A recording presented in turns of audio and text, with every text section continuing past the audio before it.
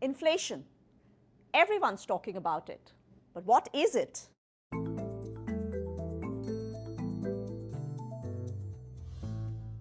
Maybe you've noticed that prices have gone up since the start of the pandemic. Food, transportation, even clothes, all have become more expensive. And you might be wondering, are these price changes here to stay? Let's talk about inflation.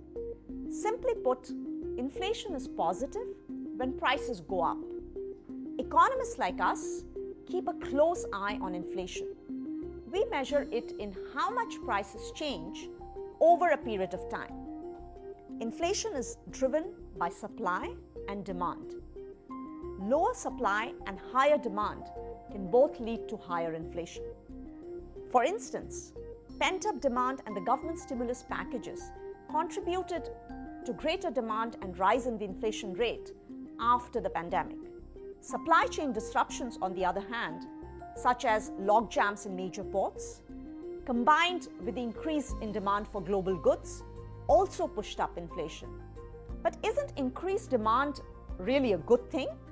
In the short run, indeed, inflation can be desirable because it is associated with higher demand and higher growth. However, over the medium and long term, higher inflation rates can actually discourage investment and stall growth. But when it comes to managing inflation, expectations are key. You may have heard the term anchoring. Inflation expectations are considered anchored if inflation is close to the central bank target and generally match what consumers expect to pay. Anchored expectations give central banks and governments more scope to pursue policies that stimulate demand. Let me give you an example. If expectations are anchored, central banks can reduce interest rates and spur investment demand without significantly impacting inflation. When prices and people's expectations go in different directions, that's de-anchoring. And when that happens, inflation can quickly take off and be very costly to rein back in. That's why central banks must communicate clearly to anchor inflation expectations.